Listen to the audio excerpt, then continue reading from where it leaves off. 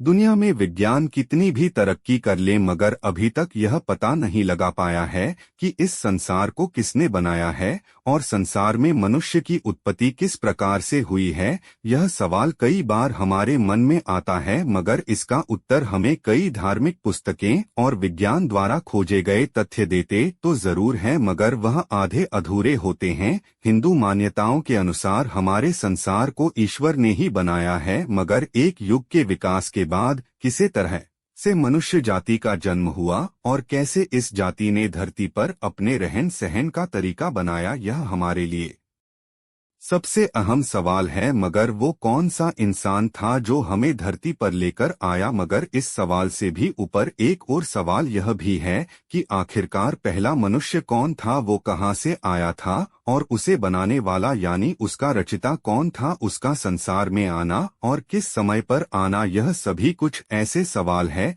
जिनका जवाब हर इंसान जानना चाहता है क्योंकि हम सबका वही आधार है जिसके कारण हम सब की उत्पत्ति हुई है। हमारे हिंदू धर्म के अनुसार संसार में सबसे पहले जन्म लेने वाला मनुष्य मनु था या फिर पश्चिम सभ्यता के अनुसार एडम था और उनके आने के बाद ही मनुष्य यह जाति का आरंभ हुआ। मगर इन दोनों को बनाने वाला कौन था। एक पौराणिक कथा के अनुसार मनु की रचना स्वयं भगवान ब्रह्मा ने की थी। ऐसा कहा जाता है कि मानव जाति की रचना के लिए भगवान ब्रह्मा ने दो लोगों को बनाया था, एक तो पुरुष और दूसरा स्त्री, क्योंकि मानव जाति को आगे बढ़ाने के लिए ब्रह्मा के लिए जरूरी था कि वह पुरुष और स्त्री की भी रचना करें। भगवान ब्रह्मा द्वारा बनाए गए पुरुष थे मनु और स्त्री। आज हमारी सांसारिक दुनिया में जितने भी लोग मौजूद हैं यह सभी मनु से उत्पन्न हुए हैं। संसार में आने वाला सबसे पहला इंसान मनु था, इसलिए इस जाति का नाम मानव पड़ा था। संस्कृत में इसे मनुष्य कहा जाने लगा और अंग्रेजी भाषा में भी मिलते जुलते नाम मैन का प्रयोग हुआ। आपको बता दें कि यह सभी नाम पहले मनुष्य मनु से ही जुड़े हुए हैं।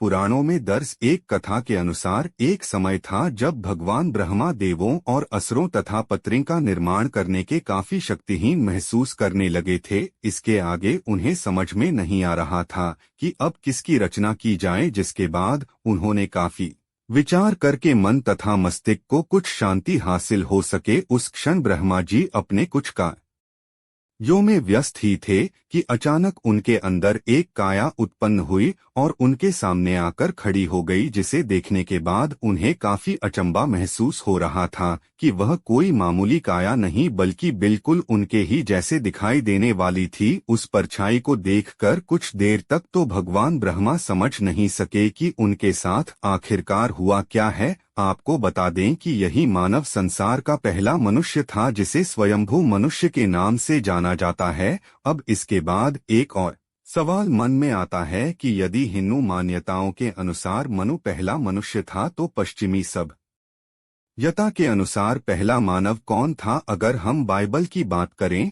तो जिस तरह से पौराणिक कथा में भगवान ब्रह्मा के शरीर से मनु ने जन्म लिया था, उसी प्रकार बाइबल में भी ईश्वर के शरीर की परछाई ने जन्म लिया था और यही परछाई मनु की तरह ईश्वर की छाया थी और उनकी तरह ही दिखाई भी देती थी। बाइबल में इस परछाई का नाम एडम दिया गया है। बताया जा रहा है कि बाइबल में एडम के जन्म पर एक वाक्य भी लिखा गया है, man was created in the image of his maker, जिसका मतलब होता है कि भगवान की परछाई में मनुष्य ने जन्म लिया है। इन दोनों कथाओं से यह साबित होता है कि मनु ही वह पहला इंसान है जिसने मनुष्य के रूप में धरती पर जन्म लिया। मनु के साथ इस संसारिक दुनिया में भगवान ब्रह्मा द्वारा एक स्त्री शत्रुपा की भी रचना की गई थी, जहां पर पुराणों के अनुसार वर्णित कथाओं के अनुसार शत्रुपा का जन्म हुआ था और बाइबल के अनुसार एडम के साथ एम्बेला का जन्म हुआ था। मगर इन सभी तथ्यों को जानने के बाद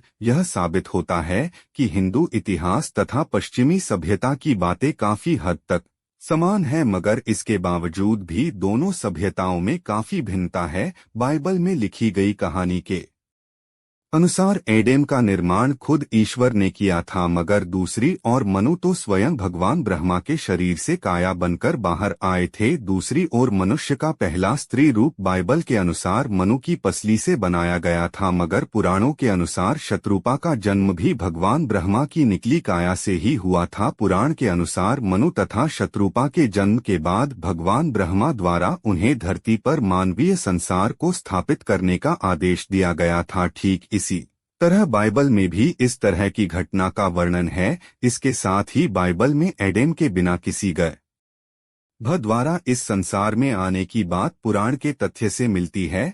जिस प्रकार मनु की उत्पत्ति ब्रह्मा के भीतर से निकली काया से हुआ है, ठीक उसी प्रकार एडेम की उत्पत्ति भी ईश्वर के शरीर से हुई है।